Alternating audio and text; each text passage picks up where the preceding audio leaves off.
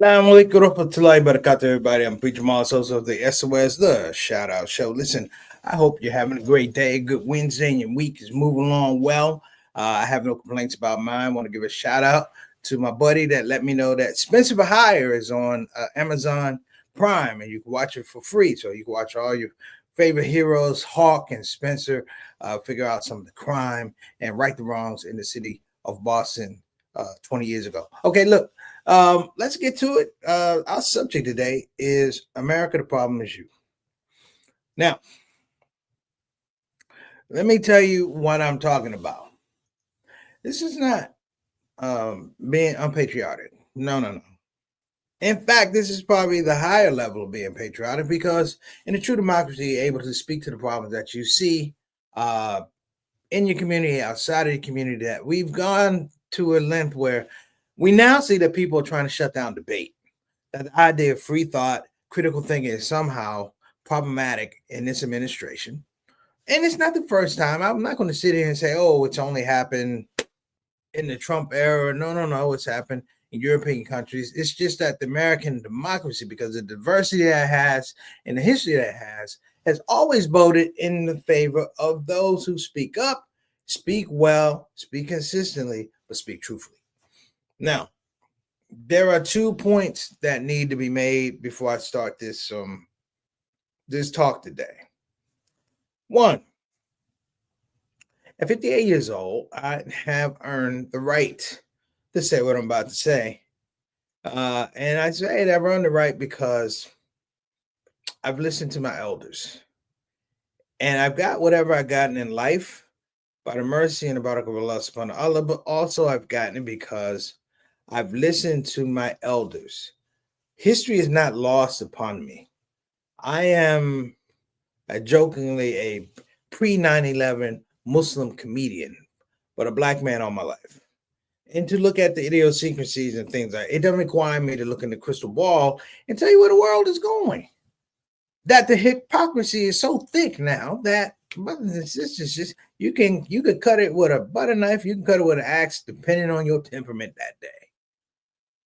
The idea that we have an Elon Musk, a billionaire, trying to tell you about governmental agencies of which, ladies and gentlemen, he would not need any government services. He would not need anything for housing. He would not need anything for education. He would not need anything for transportation. He would not need anything for agriculture. Yet, somehow, he finds his way at the cusp of being able to go in and deal with the U.S. Treasury.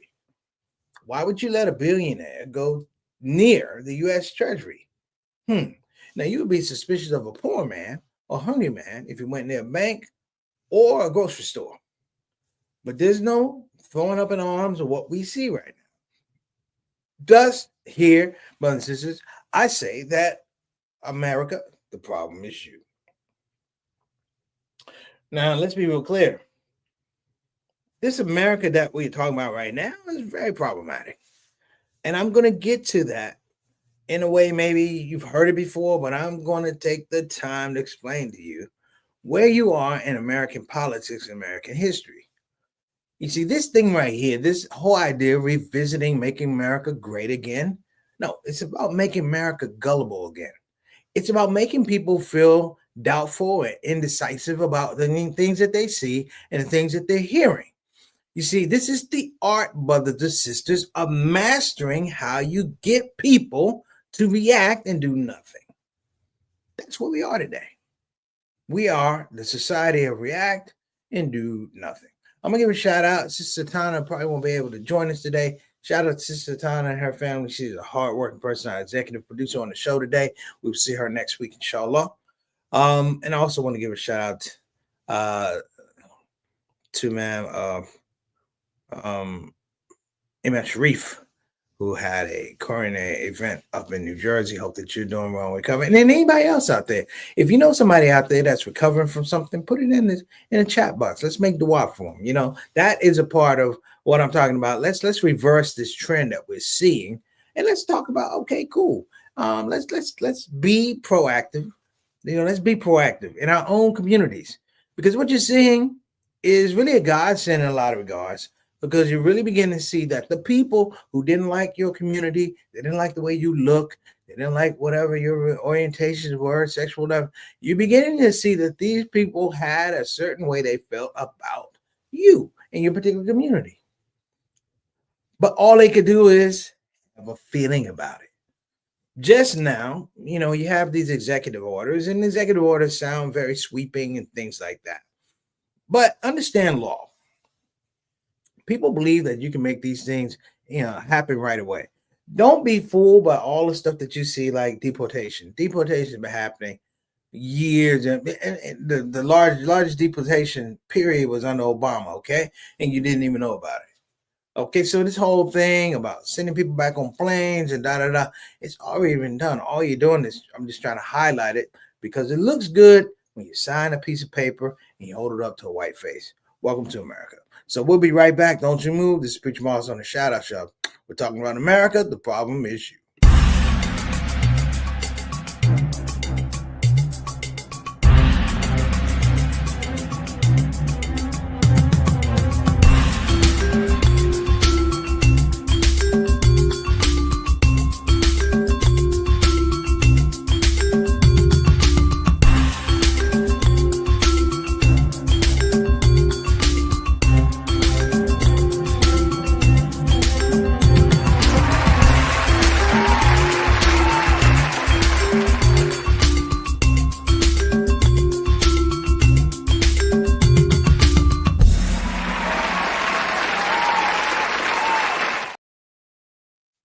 Hey, thanks for coming back, everybody. It's your brother, Preacher Moss. So, we're picking up on this. Before I get started, I want to give some shout out, show some love for our brothers and sisters in the chat room. I'll shout out your family, the SOS royalty, if you will. We'll give a shout out to Sister Ree.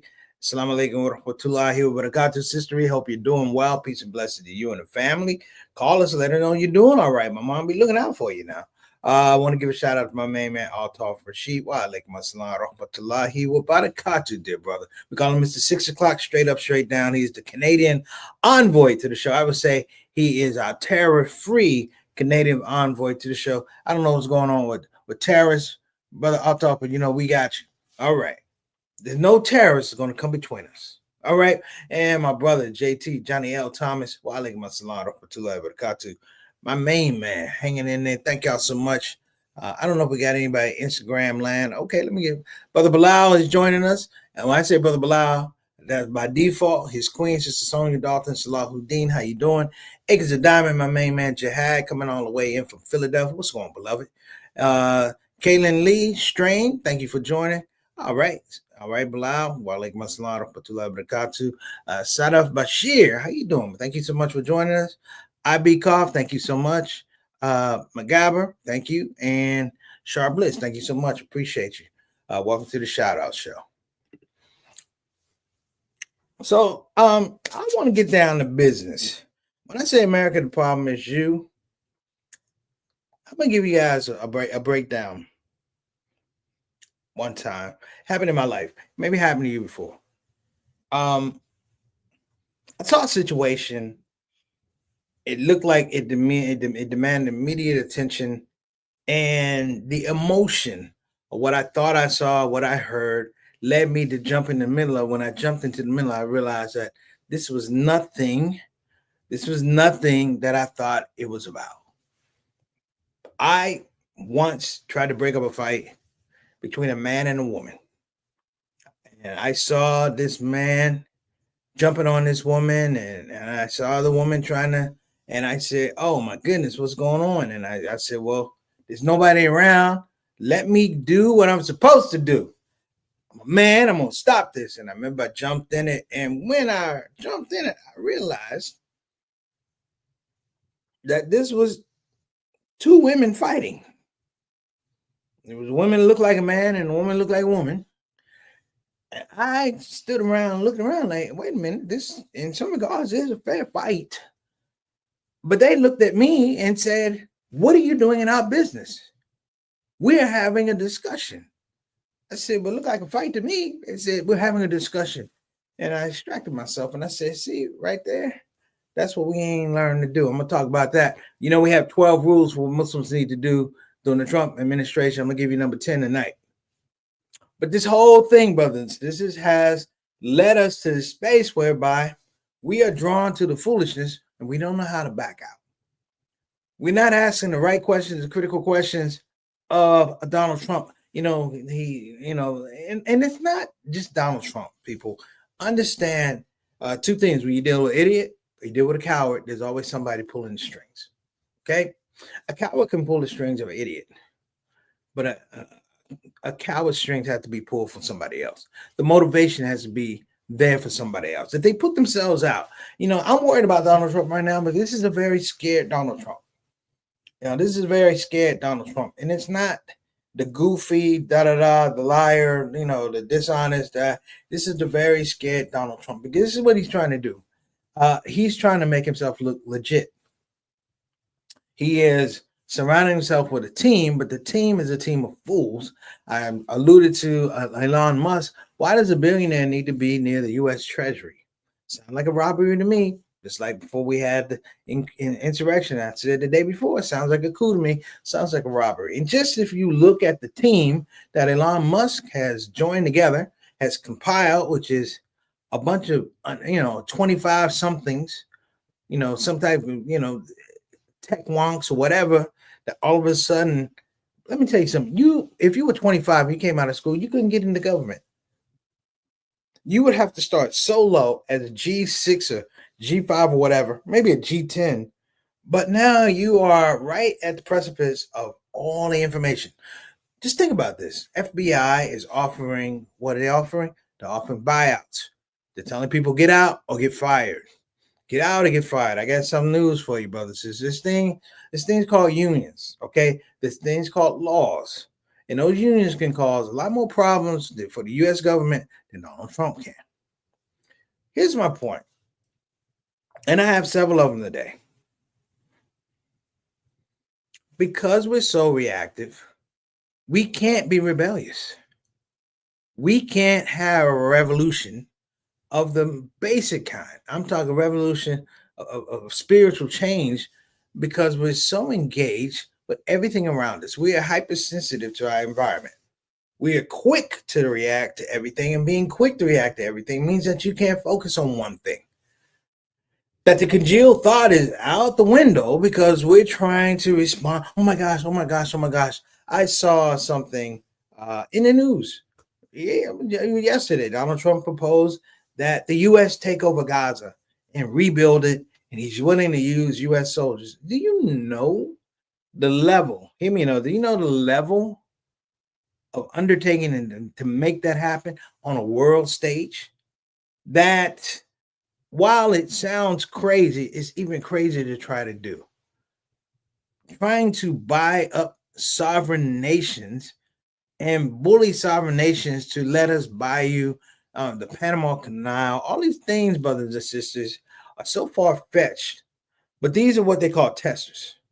Now, this is to move you in a particular position, if you will, to make you more afraid, to make you more uncertain, to make you more angry, because none of it is to make you feel at peace about what you're seeing.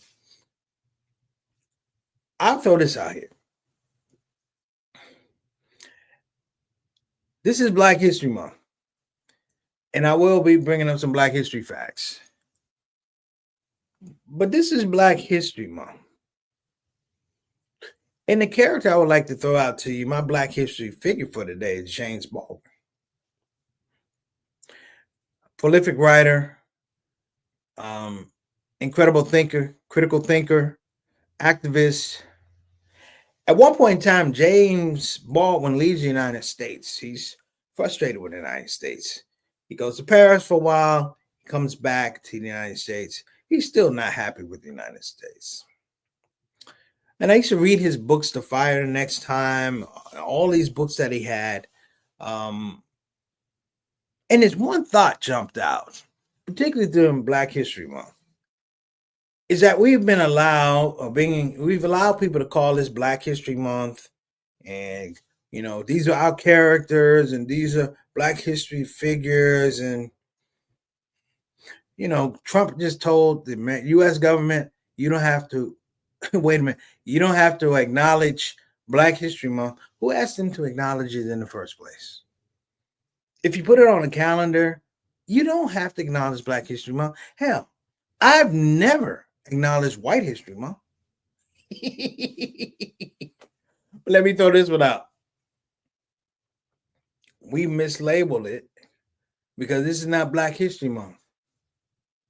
This is a celebration of Black excellence. Let me say it again. This is a celebration of Black excellence. Not Black History Month, Black excellence.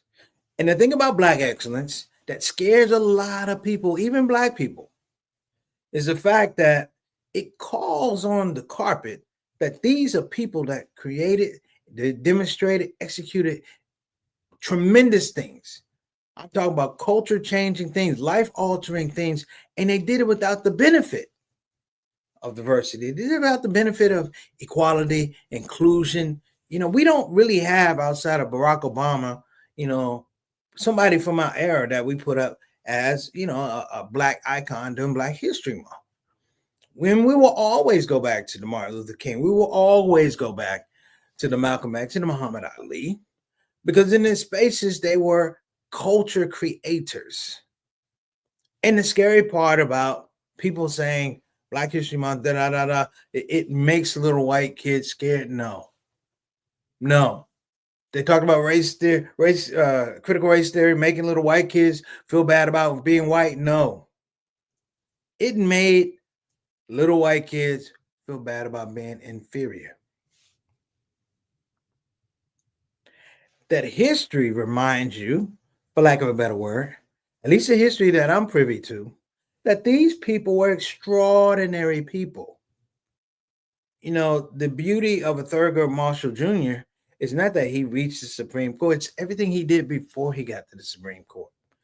Do you understand the process coming out of slavery to create Black schools, Black educations, Black levels of institutions of higher learning, to create all of that in a space of less than 100 years, to be able to produce legal minds to go in front of the Supreme Court, argue that the laws that you have out here are unjust, and the system that you tried to deny me, I don't even need the system. This system is better, and you're going to change the law, and that is exactly what happened. Black excellence. And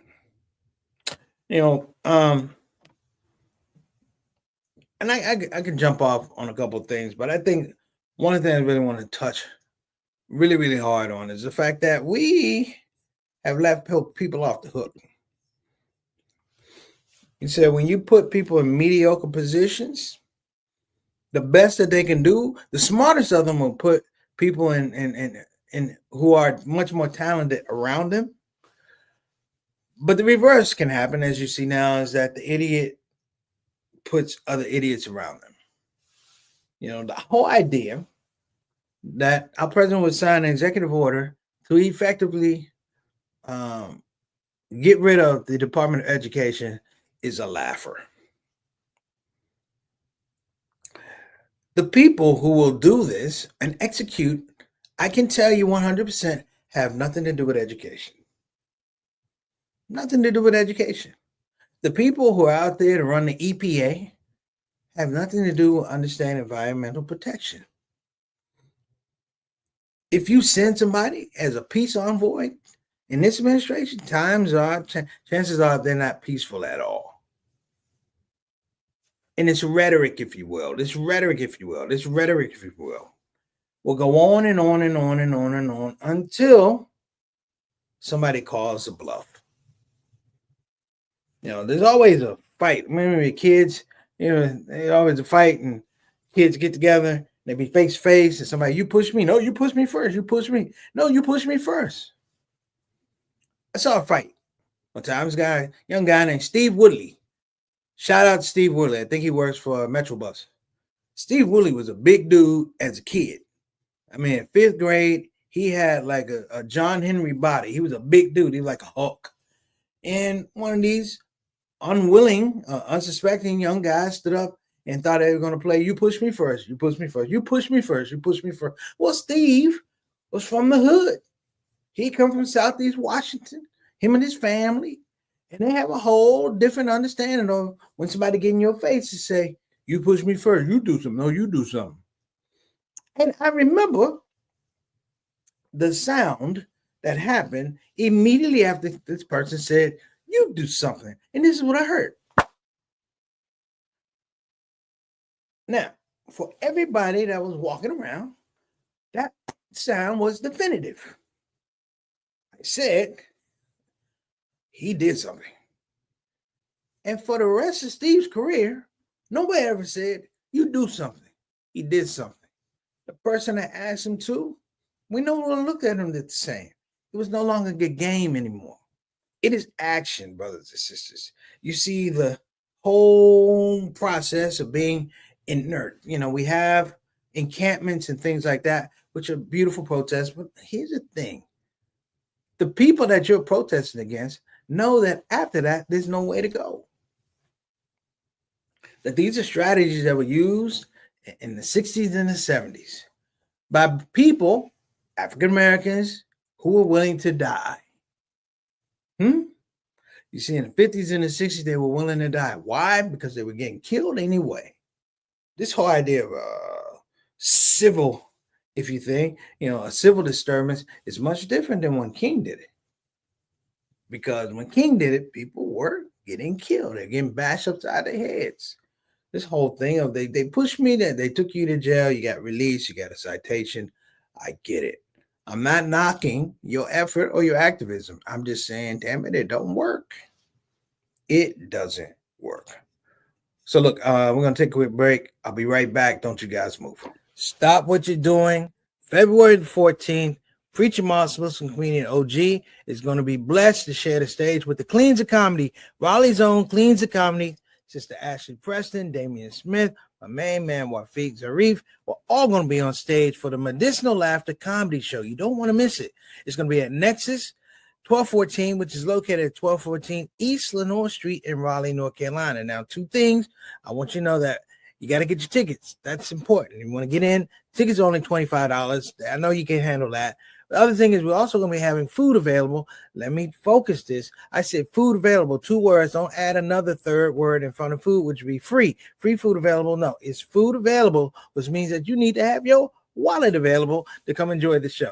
Listen, I'm giving you a hard time. We hope to see you in the place. We're anticipating a major show. I'm working with some of the best clean comedians in the business. You don't want to miss it. Preacher Moss at the Medicinal Laughter Comedy Show. All right, we're back. Shout out Imam Oliver, Imam Salah, and the family down there, man. We're gonna have a great time next week, inshallah. If you're down in the Raleigh area, the Triangle, the Tech Triangle area, Durham, Chapel Hill, Raleigh, come on through. We got tickets, we got food. We don't have free food, but we got food for you. Come on through.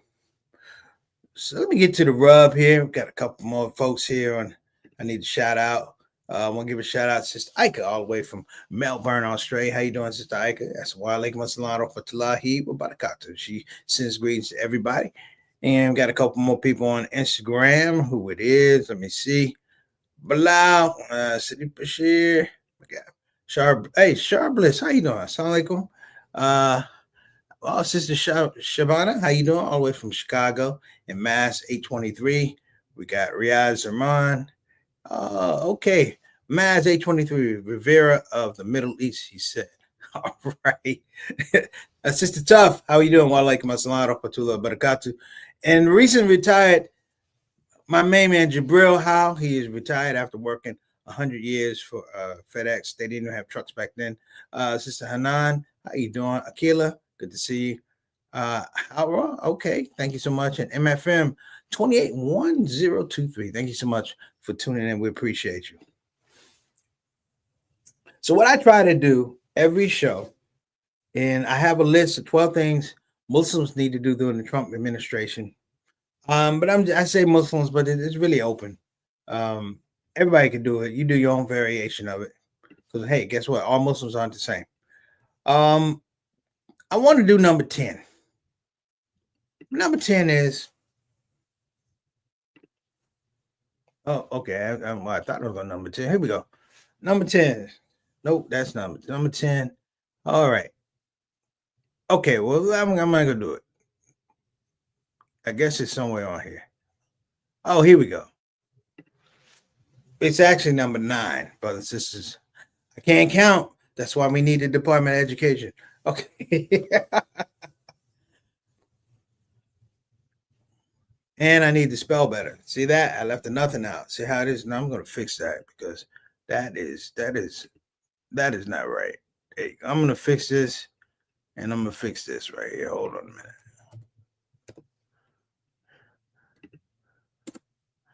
Okay, there. Now learn how to do nothing sometimes.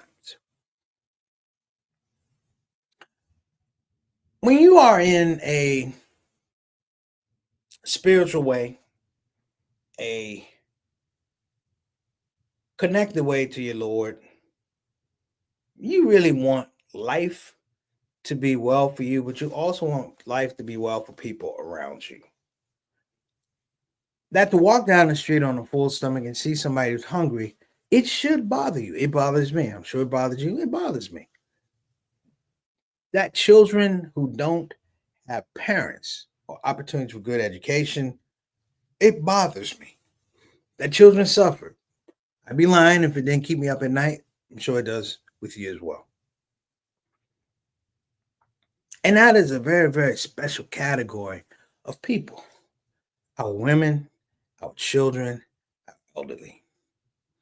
Don't ever lose that. Keep that. Be active. You know, Muslims change it with your hand, change it with your tongue, change it in your heart. That's for them. When it comes to fools, you need to learn how to back the hell up. If it's a congregation of fools, fools will take care of themselves. Even in this situation, hark back to history. You had a Julius Caesar, but every Julius Caesar has a Brutus. And every Brutus has the people to say, go on, get him, Brutus. My point is, you can't react to everything. Sometimes they say the road to hell is paved with fools. Get off the road. Don't slow the fools up. Hell is waiting. Even more so, the more that you try to turn these people around with reason and logic, you simply embolden the ignorance that they've been rolling on anyway. It's like a fire. Like if you put a piece of paper in a fire, it burns it up. But if you bring fire this way, it burns everything up. You understand? You make the fire bigger. Over here, when it comes to you, it's just a fire. The matter is light and no shout out, no disrespect. In fact, I want to make sure we pray for our brothers and sisters in California dealing with the wildfires. But you see the understanding of consumption. And when I say consumption, it means that there's no discipline to it, right?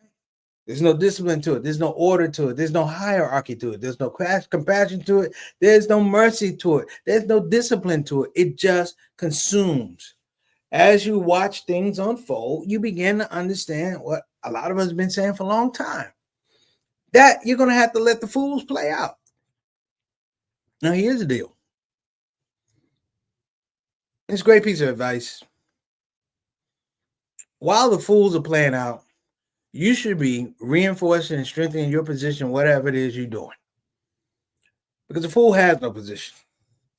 You have to reinforce whatever it is you're doing, whether it's your finances, whether it's making sure your family is tight, whether you should make sure your finances are right, making sure your education is strong, your employment is strong. Maybe some of us leave the employment, the ranks of the employed, and start our own businesses because we understand that as long as we're in the public way or the public sector, we can always be manipulated. Somebody can always take our money. So I'm going to say this. Learn how to do nothing sometimes. Shut your mouth. Let things play out.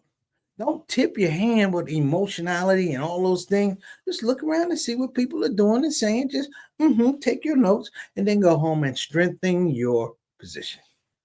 So everybody, that's the shout out show for today. I hope you had a blessed time. Hope to see you soon. Assalamu alaikum warahmatullahi wabarakatuh. It's the SOS, the shout out show. God bless you. Assalamu alaikum.